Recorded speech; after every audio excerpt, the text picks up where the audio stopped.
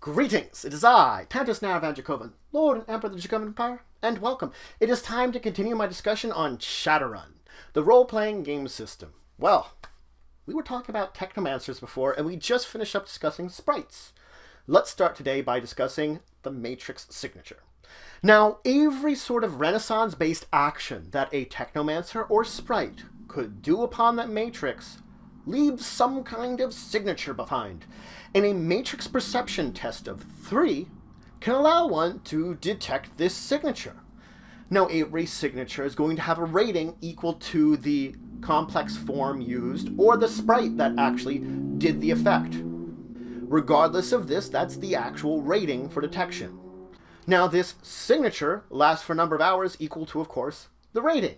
So that rating not only is kind of detected by this, it's also how powerful it is.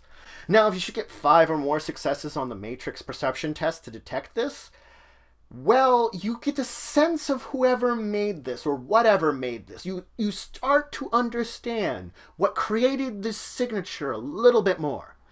Now, a character with resonance that made said signature could attempt to eliminate it. I could take the time and spend 1 complex action per rating of the signature I'm leaving behind to erase it from the matrix, to basically make it disappear that no one can be able to detect it. Though if someone does detect the signature you left behind, they will recognize your signature if they detect it again.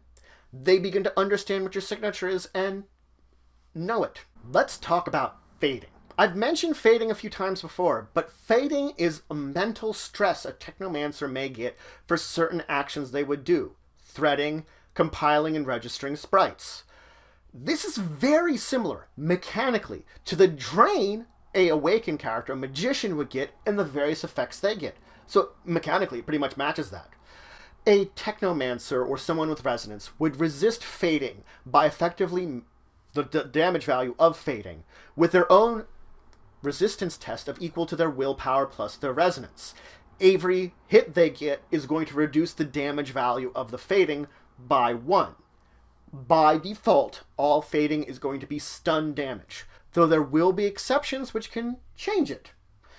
Now, as I said, there are basically 2 versions of fading. The first is from threading. Threading is going to have a damage value equal to the rating you got from when you threaded. So if I thread 3 rating, then that's the damage value I'm resisting.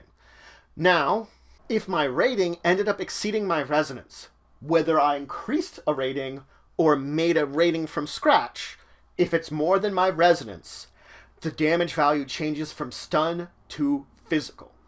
That's the first time it changes over.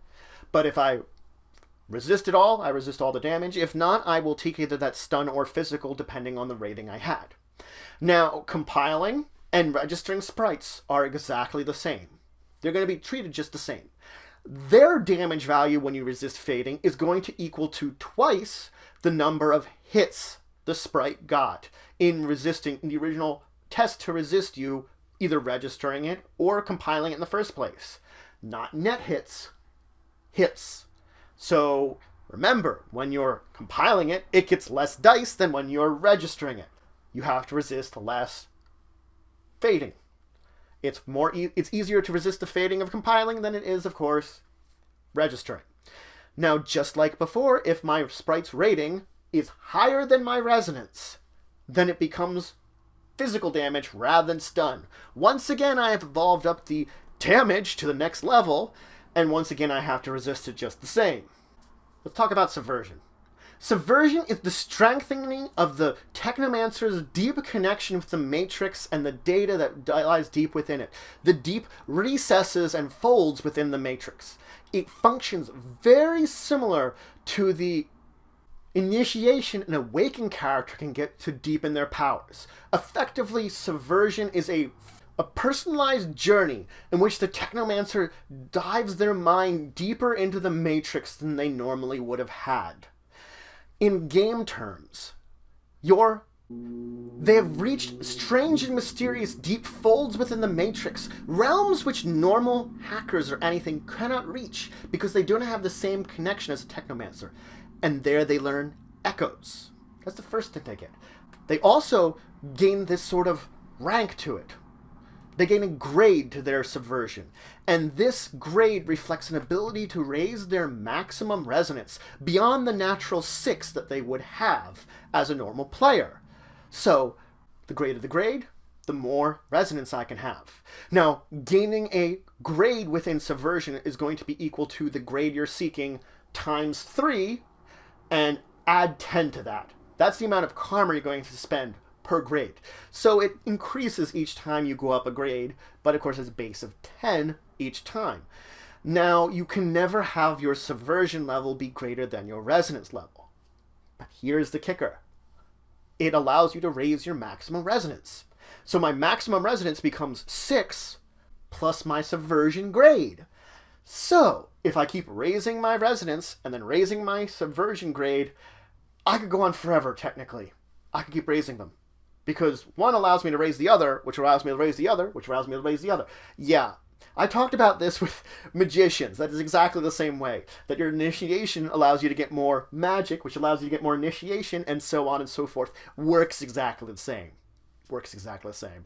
It's a craziness that it will cost you so much karma to do. Not worth the amount of karma you could have to spend for it. But you could go pretty crazy on each of these. Now, as I said, subversion is diving into secret realms and regions of the Matrix, folds within the data that only technomancers can reach. Subversion allows them to find these secret paths deep into these realms where only them and creatures of the data can exist in. So sprites and other similar creatures are the only other things that can reach these deep-pocketed realms. And of course, they bring back these secrets of the Matrix that they learn from these deep realms. They bring them back in the form of echoes. Echoes are a power that you gain. Each grade you get in subversion, you get 1 echo. Now, the book only lists 6 echoes, but most of these, unless stated, you can only take once. Some of them you can take more than once. Effectively, the more you dive in, the more echoes you get. And, of course, there are other supplements which have more echoes to choose from, but consider these 6 will pretty much take up most of your time. And as I said, a few of them do have the option to take more than once. Let's move on, though. Let's talk about rigging. Because rigging is an important thing that is going to be out there. Now, you have those technomancers and hackers, which just deal with the Matrix. There are some of both of them which deal with vehicles and drones. Controlling vehicles and drones are rigging. These require completely different programs, equipment, or complex forms than would be a normal hacker/technomancer. The amount of stuff you need there, completely different. Normally a hacker is going to want a much higher firewall than they normally would because they want to protect themselves against reverse hacking into their drones or whatever they're controlling. It's a fact that controlling these things becomes the action that they're doing. They're making actions through their vehicles or drones as they help with the runs. So all the programs they're going to have, or in Technomancer's case, complex forms, are going to reflect controlling and manipulating these drones or vehicles. Because that's what a rigger does. A rigger is intrinsically different than our hacker Technomancer friends. Now, that's it for today. I finished talking about technomancers. I talked about the Matrix signatures they can leave behind, which only other technomancers or sprites can possibly detect. Which means that if you're just dealing with hackers, you don't have to worry about it, but in a world where technomancers are more and more common, you might have to worry about some that are working for a corp. They're out there, and they will help them hunt you down. I also talked about fading. The Technomancer's version of Drain, which threading can allow you to have some of, getting those extra complex forms, or even dealing with sprites, compiling or registering them. You'll have to worry about fading. And it might do you stun damage, it might do you physical damage. I finished up by talking about Subversion. It's like initiation for a Awakened character, where you dive into the depths of the Matrix and learn secrets, echoes, that grant you additional powers, but also grants you the ability to have a much deeper resonance, increases your maximum resonance. And as I said, more resonance means more grades, which means more resonance. Subversion and resonance play off each other perfectly in this kind of yin and yang of power, of knowledge of the Matrix, and diving into its depths. I finished up by talking about the basics of being a rigger, what it means to be a rigger, the very fact that you're going to have to intrinsically look at your character differently if you're planning on rigging rather than more focusing on hacking. The programs and the hardware, or if you're a technomancer, the complex forms, are intrinsically different. And they should be treated that way. You should be prepared for them to be different. You theoretically could do both, but then you're putting a lot of money and a lot of effort to do two things at the same time. You're splitting yourself, which might not work. In the next episode, we're going to talk all about drones and a couple rigging actions. So we're going to dive into drones and then controlling them and the actions you can take as a rigger. It's going to be a good one with all this kind of information based around the drone. And of course, vehicles work much the same way as drones. So this will, to a good degree, also apply if you're a vehicle rigger. But if you have any questions, comments, anything you want to say, anything you think I left out, please leave in the comments below. Please like, share, and of course subscribe. Shows you support the channel, the Empire, the work I do. If you want to show some extra support, you could always check out my Patreon. Link in the description below. But regardless, until the next time, I bid you farewell.